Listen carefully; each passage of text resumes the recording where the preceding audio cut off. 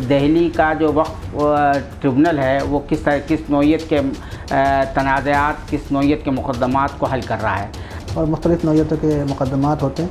Tribunal का ताल्लुक़ जो है वो जो भी ताल्लुक़ जिसका भी ताल्लुक़ वक्फ से होगा वो ट्रिब्यूनल के जुरिसडिक्शन में आएगा। का जो इलाका है जहाँ पर सेंट्रल गवर्नमेंट के जो ऑफिसेज़ बने हुए हैं, वहाँ एक लाल मस्जिद नाम से एक मस्जिद है, बहुत पुरानी मस्जिद है। उसकी एक बहुत बड़ी जायदाद थी, उसके साथ मुल्क कब्रस्तान भी था। तब वो कब्रस्तान पर जो है एक एजेंसी ने जो है सेक्रेटरी एजेंसी वालों ने कब्ज़ा कर लिया है। हाई कोर्ट ने हालांकि उस वक्त स्टे भी दिया था, सब कुछ किया था। तो नहीं, ऐसा नहीं है। मेरे ख्याल में हाई कोर्ट का स्टे की बात नहीं, उसको तो बहरहाल वो मुकदमा पेश हुआ और उस पर कार्रवाई भी हुई है। का जो इलाका है जहाँ पर सेंट्रल गवर्नमेंट के जो ऑफिसेज़ बने हुए हैं, वहाँ एक लाल मस्जिद नाम से एक मस्जिद है, बहुत पुरानी मस्जिद है। उसकी एक बहुत बड़ी जायदाद थी, उसके साथ मुल्क कब्रस्तान भी था। तब वो कब्रस्तान पर जो है एक एजेंसी ने जो है सेक्रेटरी एजेंसी वालों ने कब्ज़ा कर लिया है। हाई कोर्ट ने हालांकि उस वक्त स्टे भी दिया था, सब कुछ किया था। तो नहीं, ऐसा नहीं है। मेरे ख्याल में हाई कोर्ट का स्टे की बात नहीं, उसको तो बहरहाल वो मुकदमा पेश हुआ और उस पर कार्रवाई भी हुई है। वक्फ के मसाइल और तनाज़ात को हल करने के सिलसिले में जो नया तरमीमी वक्फ एक्ट 2013 में बनाया गया, उसमें वक्फ ट्रिब्यूनल की एक शिक़ रखी गई और हर रियासत में एक ट्रिब्यूनल कायम किया जाता है, तश्कील दिया जाता है। इसी हवाले से दिल्ली में भी वो दिल्ली स्टेट वक्फ ट्रिब्यूनल कायम है, जहाँ पर वक्फ ज़्यादा से मुताल्लिक़ तनाज़ात को हल किया जाता है। उसी के एक मेंबर, वक्फ ट्रिब्यूनल के एक मेंबर डॉक्टर सलमान असद साहब हमारे साथ मौजूद है। हम उनसे मालूम करते हैं कि दिल्ली का जो वक्फ ट्रिब्यूनल है वो किस नौइयत के तनाज़ात, किस नौइयत के मुक़द्दमात को हल कर रहा है। डॉक्टर सलमान असद साहब, सालार के इस प्रोग्राम में आपका खैर मक़दम है। सबसे पहले आप ये हमें बताएं कि ये वक्फ ट्रिब्यूनल जो है बनाए गए हैं मुख्तलिफ़ स्टेट में, वो किस तरह से काम करते हैं, उनका मकसद क्या है, उसकी इफ़ादियत क्या है। जो जितने भी स्टेट वक्फ ट्रिब्यूनल्स हैं, तो उसमें हर स्टेट को ये इख्तियार है कि अपनी ज़रूरत के मुताबिक वहाँ पर जितने भी ट्रिब्यूनल्स की ज़रूरत है उतने ट्रिब्यूनल्स कायम करे। दिल्ली में एक ट्रिब्यूनल कायम है जो 3 रुकनी ट्रिब्यूनल है, और ये एक तरह की सिविल अदालत है। जिस तरह एक सिविल अदालत CPC के थ्रू काम करती है, उसके जुरिसडिक्शन होते हैं, उसी तरह से ये भी एक बाकायदा अदालत है, सिविल की अदालत है। पटियाला हाउस कोर्ट में ये अदालत लगती है और वहाँ पर मुख्तलिफ़ नौइयतों के मुक़द्दमात जिनका ताल्लुक़ वक्फ से होता है वो वहाँ पेश होते हैं। उनके ऊपर वकला अपने बहसें करते हैं और बिल्कुल उसी तरह से वो सारी कार्रवाई होती है जिस तरह एक सिविल कोर्ट की कार्रवाई होती है। तो वही उसकी हैसियत है। तो ट्रिब्यूनल का फ़ैसला जो है दोनों पार्टियों को मानना लाजमी होता है या यकीनी तौर पे वो जो ट्रिब्यूनल का जो एक्ट है उसमें ये साफ वक्फ एक्ट में साफ लिखा हुआ है कि ये एक फ़ाइनल अथॉरिटी है और इसका फ़ैसला जो है वो बाइंडिंग है। और ज़ाहिर है कि पार्लियामेंट के एक्ट के थ्रू बना हुआ ये ट्रिब्यूनल है, तो इसके जो मुक़द्दमात के फ़ैसले हैं वो उसी तरह से बाइंडिंग है जिस तरह से कि तमाम मुक़द्दमात जो सिविल कोर्ट में होते हैं और उनके जो फ़ैसले जजेस करते हैं उसी तरह से इसकी भी हैसियत है। ये ट्रिब्यूनल के फ़ैसलों को अपील की जा सकती है?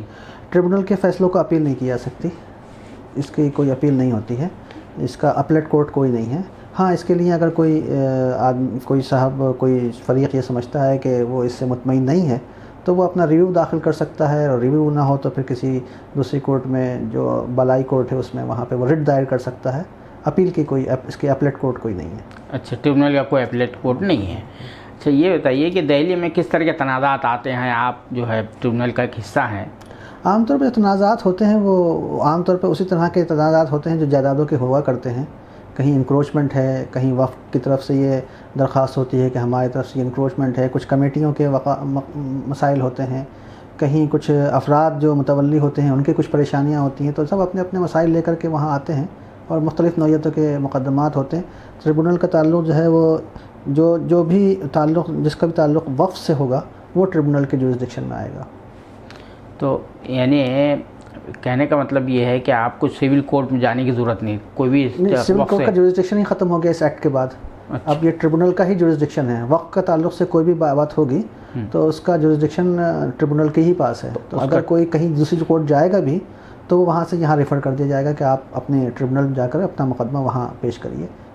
तो ट्रिब्यूनल का जो जज होता है जी, वो कौन होता है? वो बाकायदा जो है एक सेलेक्टेड जुडिशियल ऑफिशियल होता है या नॉमिनेटेड एक्ट होता के है? हिसाब से ये 3 बेंच होती हैं, 3 लोगों की बेंच होती है। उसमें एक एडिशनल डिस्ट्रिक्ट जज होता है और एक कोई IAS ऑफिसर होता है और एक जो है वो इस्लामिक जूरिस्प्रूडेंस का जानकार हो, जिसकी इस मैदान में कोई अच्छा तजर्बा हो और जिसका कोई कारकर्दगी हो इस मैदान में। तो इस तरह से 3 लोगों की ये एक बेंच होती है। अच्छा, तो अब तक जो है दिल्ली में आप जो है कब से वाबस्ता हैं? ये मैं इसी अगस्त 2021 से। अगस्त 2021 से वाबस्ता हैं। तो आपने अब तक जितने भी मुकदमात में जो शामिल रहे हैं, फैसल करने में शामिल रहे हैं, कुछ मुकदमात के बारे में रोशनी डाल सकते हैं, बता सकते हैं? कुछ तो लोगों को समझ में आए कि किस तरह से ट्रिब्यूनल। वो तमाम मुकदमात तो सारे जो है ये कोर्ट के जितने भी मुकदमात हैं वो सब चीज़ें तो सामने हैं लोगों के। आमतौर पे ज़्यादातर जो मुकदमात होते हैं वो इसी किस्म के होते हैं कि कहीं पर वक्फ बोर्ड को ये शिकायत होती है कि किसी ने उनके यहाँ इंक्रोचमेंट कर लिया है और वो अपनी शिकायत लेके आते हैं। तो ज़ाहिर है कि जो तरीक़ा कार है उसी तरीक़े के मुताबिक उसको देखा जाता है, दोनों तरफ के मामला सुने जाते हैं, गवाहियाँ देखी जाती हैं और जो जिस हक़ पर होता है उसके हक़ में फ़ैसला होता है। तो उसी नौइयत की चीज़ होती है। इसी तरह के मुकदमा ज़्यादातर जायदाद से ताल्लुक़ होता है मुकदमा का। अच्छा, तो ये जायदाद पे से मुझे याद आया कि आपका CGO कॉम्प्लेक्स के पास दिल्ली का जो इलाका है जहाँ पर सेंट्रल गवर्नमेंट के जो ऑफिसेस बने हुए हैं, वहाँ एक लाल मस्जिद नाम से एक मस्जिद है, बहुत पुरानी मस्जिद है। उसकी एक बहुत बड़ी जायदाद थी, उसके साथ मुल्क कब्रस्तान भी था। तो अब वो कब्रस्तान पर जो है एक एजेंसी ने जो है सेक्रेटरी एजेंसी वालों ने कब्ज़ा कर लिया है। हाई कोर्ट ने हालांकि उस वक्त स्टे भी दिया था, सब कुछ किया था। तो नहीं, ऐसा नहीं है। मेरे ख्याल में हाई कोर्ट का स्टे की बात नहीं है।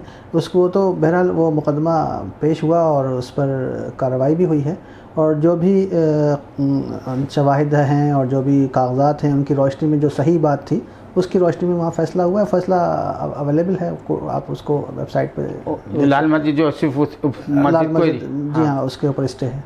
अच्छा, जी। तो वो यानी जो ज़मीन आज जो चली गई है वो वक्फ की ज़मीन नहीं थी? वो अभी ये तो मुकदमा तय होना बाकी है। अच्छा, लेकिन वो अब उस पर तो कब्ज़ा हो चुका है, इंक्रोच हो चुकी है वो। नहीं, इस मैंने अर्ज़ किया ना कि वो तो अभी उस पर तो कोर्ट अभी गौर कर रही है। अच्छा, तो वही नहीं, क्योंकि वहाँ पे तो तामीरात शुरू हो चुके हैं, बाद अब उसको पोजीशन में लेकर जो है उस मस्जिद के ये तो एक चूँकि ये मसला अब कोर्ट में है तो वहीं से तय होगा। हाँ, जी। अच्छा, आखिरी सवाल मेरा ये है कि ट्रिब्यूनल आने के नतीजे में वक्फ जायदादों को इंक्रोचमेंट रोकने में किस हद तक फ़ायदा हो रहा है और हो सकता है? किस तरह से इसको ज़्यादा से ज़्यादा जो है तो फ़ायदा उठाया जा सकता है? देखिए, अदालतों का नंबर सबसे आखिर में आता है। जो सबसे पहला काम है वो ये है कि हम सबसे पहले ये अवेयर हों कि वक्फ क्या चीज़ है और वाक़तन उसकी फ़िक्र हमारी ख़ुद की फ़िक्र है। तो जो लोग ज़िम्मेदार हैं उनकी फ़िक्र होनी चाहिए कि वो वक्फ को ख़ुद महफूज करने की कोशिश करें। और ज़ाहिर है कि अगर कहीं कोई इंक्रोचमेंट होगा और अदालत तक बात पहुँचेगी तो अदालतें आमतौर पर अल्हम्दुलिल्लाह सही फ़ैसला करती हैं और इंसाफ का फ़ैसला करती हैं। तो इंशाअल्लाह वहाँ से इंसाफ ज़रूर होगा। जो सच्चाई होगी, जो वाक़तन हकीकत होगी, उसके मुताबिक वहाँ फ़ैसले होंगे और उसकी तरफ तवज्जो है और कोशिश है। और ये इस एक्ट से ये फ़ायदा ज़रूर है कि इसकी रोशनी में जो है बहुत सारी चीज़ें जो हैं वो स्ट्रीमलाइन हो गई हैं, तरीक़ाकार बन गया है।